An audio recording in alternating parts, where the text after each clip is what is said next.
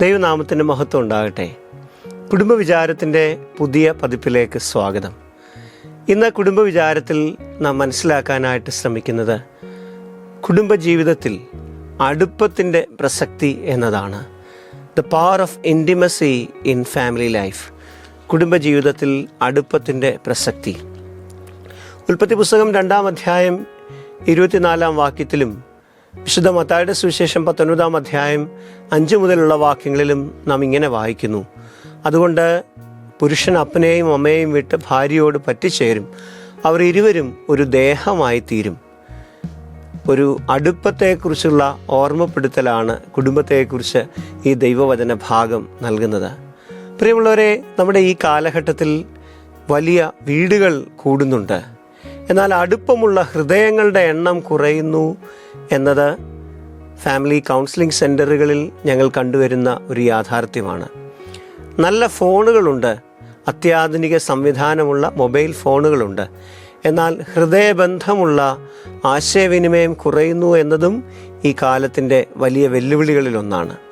ഒരേ ഭവനത്തിൽ താമസിച്ചിട്ടും മാനസികമായ അടുപ്പം വർദ്ധിക്കുന്നുവോ അതോ കുറയുന്നുവോ എന്ന് നമ്മുടെ കുടുംബങ്ങളെക്കുറിച്ച് നാം തന്നെ വിലയിരുത്തേണ്ട ഒരു കാലത്തിലാണ് നാം ജീവിക്കുന്നത്. അടുപ്പം, ഇൻറ്റിമസി എന്ന വാക്ക് പലപ്പോഴും ശാരീരികമായ അടുപ്പത്തെക്കുറിച്ച് മാത്രമാണ് കുടുംബവുമായി ബന്ധപ്പെട്ട് പലപ്പോഴും മനസ്സിലാക്കാൻ ശ്രമിക്കുന്നത്.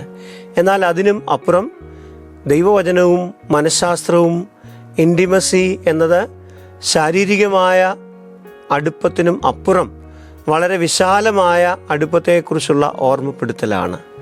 ഇന്ന് നമുക്ക് 4 തരത്തിലുള്ള അടുപ്പങ്ങളെക്കുറിച്ച് മനസ്സിലാക്കാൻ ശ്രമിക്കാം. 1, സ്പിരിച്വൽ ഇൻറ്റിമസി, ആത്മീയമായ അടുപ്പം. 2, ഇമോഷണൽ ഇൻറ്റിമസി, വൈകാരികമായ അടുപ്പം. 3, ഇൻ്റലക്ച്വൽ ഇൻറ്റിമസി, ബൗദ്ധികമായ അടുപ്പം. 3, ഫിസിക്കൽ ഇൻറ്റിമസി ഇൻ മാരേജ്, ദാമ്പത്യത്തിലെ ശാരീരികമായ അടുപ്പം. കുടുംബത്തിൻ്റെ യഥാർത്ഥമായ അടുപ്പം, ഈ 4 അടുപ്പങ്ങൾ ഒരുപോലെ ശക്തിമത്താകുമ്പോഴാണ് അനുഗ്രഹമായി തീരുന്നത്.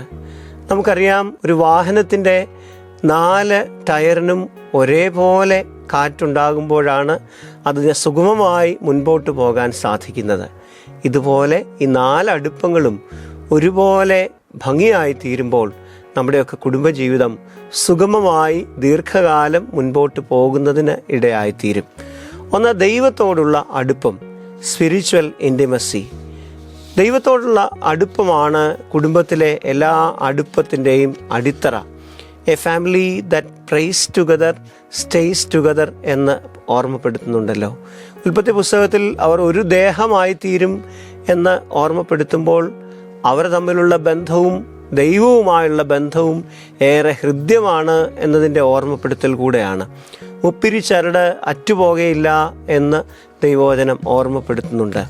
പറ്റിച്ചേരും എന്നതിന് ഉപയോഗിച്ചിരിക്കുന്ന ഹീബ്രു വേർഡിൻ്റെ അർത്ഥം മുറുകെ ചേർന്നിരിക്കുക, വിശ്വസ്തയോടെ ഒട്ടിച്ചേരുക, വേർപെടാത്ത ബന്ധത്തിലായിരിക്കുക എന്നതൊക്കെയാണ്. അതുകൊണ്ട് കുടുംബം എന്നത്, വിവാഹം എന്നത് ഒരു നിയമപരമായ കരാറല്ല, പിന്നെയോ ദൈവം സൃഷ്ടിച്ച ഒരു സ്പിരിച്വൽ റിലേഷൻഷിപ്പാണ്, ഒരു ആത്മീയ ബന്ധമാണ്. മനഃശാസ്ത്രപരമായ വീക്ഷണത്തിൽ നമുക്കിങ്ങനെ മനസ്സിലാക്കാൻ സാധിക്കും: കുടുംബം എന്നത് ആത്മീയവും വൈകാരികവുമായ ഒരു സംവിധാനമാണ്. കുടുംബാംഗങ്ങൾ ഒരുമിച്ച് പ്രാർത്ഥിക്കുകയും ദൈവത്തിൽ ആശ്രയിക്കുകയും ചെയ്യുമ്പോൾ അവർ പ്രതിസന്ധികളെ കൂടുതൽ കരുത്തോടെ നേരിടുന്നതിന് ഇടയായിത്തീരും. ഒരുമിച്ച് പ്രാർത്ഥിക്കുന്ന ദമ്പതികൾക്ക് പരസ്പര വിശ്വാസവും സഹകരണവും ഒക്കെ വളരാനുള്ള സാധ്യത കൂടുതലാണ് എന്ന് പഠനങ്ങൾ സൂചിപ്പിക്കുന്നുണ്ട്. ദൈവവചനത്തിൽ അക്വില പ്രിസ്കില്ല എന്ന ദമ്പതികളെക്കുറിച്ച് നാം വായിക്കുന്നുണ്ട്. അവർ ഒരുമിച്ച് ദൈവത്തെ സേവിച്ച ആത്മീയ പങ്കാളികളായിരുന്നു എന്ന് അപ്പോസ്തല പ്രവൃത്തികൾ 18-ാം അധ്യായത്തിൽ നമുക്ക് വായിക്കാനായിട്ട് സാധിക്കും. അവരുടെ കുടുംബജീവിതം അനുഗ്രഹമായി തീരുന്നത് ദൈവവുമായുള്ള അടുപ്പത്തിലാണ്. ഒരു കുടുംബം തീർച്ചയായും ഒരുമിച്ച് പ്രാർത്ഥിക്കാൻ ചിലവഴിക്കുന്ന സമയങ്ങൾ കുടുംബത്തിൻ്റെ ഗുണമേന്മയെ വർദ്ധിക്കുന്നതിന് ഇടയായിത്തീരും, ഹൃദയങ്ങളെ തമ്മിൽ ബന്ധിപ്പിക്കുന്നതിന് ഇടയായിത്തീരും എന്നതിൽ സംശയമില്ല. 2, ഇമോഷണൽ ഇൻറ്റിമസി, വൈകാരികമായ അടുപ്പം. വൈകാരിക അടുപ്പം കുടുംബത്തിന് പ്രശാന്തതയും വിശ്വാസവും വർദ്ധിപ്പിക്കുന്നു. യാക്കോബ് ശ്ലീഹായുടെ ലേഖനത്തിൽ കേൾക്കുവാൻ വേഗതയും പറയുവാൻ താമസവും കോപത്തിന് താമസവും ഉള്ളവരായിരിക്കണം എന്ന് ഓർമ്മപ്പെടുത്തുന്നുണ്ട്. അത് മനസ്സിൻ്റെ അടുപ്പത്തെക്കുറിച്ചുള്ള ഓർമ്മപ്പെടുത്തലാണ്. പരസ്പരം ശ്രദ്ധയോടെ കേൾക്കുവാനും മനസ്സിലാക്കാനും ഒക്കെ ഇടയായി തീരുമ്പോഴാണ് ഒരു മാനസികമായ അടുപ്പം ഉണ്ടാകുന്നത്. അറ്റാച്ച്മെൻറ്റ്, മനഃശാസ്ത്രത്തിലെ അറ്റാച്ച്മെൻറ്റ് തിയറിയിലൂടെ ഇപ്രകാരം നമുക്ക് മനസ്സിലാക്കാനായിട്ട് സാധിക്കും. ഒരു കുടുംബത്തിൽ വൈകാരിക സുരക്ഷ ലഭിക്കുമ്പോഴാണ് കുടുംബജീവിതത്തിൻ്റെ ഗുണമേന്മ വർദ്ധിക്കുന്നത്, ഭയം കുറയുന്നത്, ആത്മവിശ്വാസം വർദ്ധിക്കുന്നത്. തുറന്ന ആശയവിനിമയം ഉണ്ടാകുമ്പോഴാണ് മനസ്സുകൾ അടുക്കുന്നത്. ഒരു കുടുംബം എന്നത് ഒരു വ്യക്തിക്ക് തൻ്റെ വികാരങ്ങൾ സുരക്ഷിതമായി പങ്കുവയ്ക്കുവാൻ കഴിയുന്ന ഒരു ഇടമാണ്. പരസ്പരം ഭയപ്പെടാതെ ആശയങ്ങൾ, അനുഭവങ്ങൾ പങ്കുവയ്ക്കുവാനുള്ള ഇടമാണ്. എമ്മൗസിലേക്ക് യാത്ര ചെയ്യുന്ന ശിഷ്യന്മാരോടൊപ്പം ചേർന്ന് നടക്കുന്ന യേശു കർത്താവിനെ കാണാനായിട്ട് സാധിക്കും. അവരുടെ ഹൃദയത്തെ കേൾക്കുന്ന, അവരുമായി ഒരു ഹൃദയബന്ധം ഉണ്ടാക്കുന്ന യേശുവിനെ നമുക്ക് കാണാനായിട്ട് സാധിക്കും. ഒരു മകൾ ഒരിക്കൽ അമ്മയോട് പറഞ്ഞു, അമ്മേ, എനിക്ക് അമ്മ എന്നെ ഒന്ന് കേൾക്കുന്നതാണ് ഏറ്റവും പ്രാധാന്യം. അമ്മ, എൻ്റെ പ്രശ്നങ്ങൾക്ക് മറുപടി പറയുന്നതിനേക്കാളും പ്രധാനം അമ്മ എന്നെ ഒന്ന് കേൾക്കാമോ എന്ന് ചോദിക്കുന്ന ഒരു മകളെക്കുറിച്ച് മനസ്സിലാക്കുന്നതിന് ഇടയായി. പ്രിയമുള്ളവരെ, മാനസിക അടുപ്പം ഈ കേൾക്കലാണ് ശക്തീകരിക്കുന്നതിന് ഇടയായിത്തീരുന്നത്. 3, സ്നേഹപൂർണമായ അടുപ്പം കുടുംബത്തെ വളർച്ചയിലേക്കും പ്രത്യാശയിലേക്കും നയിക്കും. Loving intimacy nurtures growth and hope. സ്നേഹം പ്രകടിപ്പിക്കാനുള്ള ഇടമാണ് കുടുംബം. സ്നേഹം അനുഭവിക്കാനുള്ള ഇടമാണ് കുടുംബം.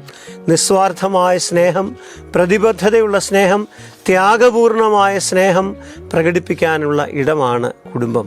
അത് ശാരീരികമായ പങ്കുവയ്ക്കലിലൂടെ, മാനസികമായ അടുപ്പത്തിലൂടെ, ഇത് രണ്ടും പരസ്പര ബന്ധിതമാണ്.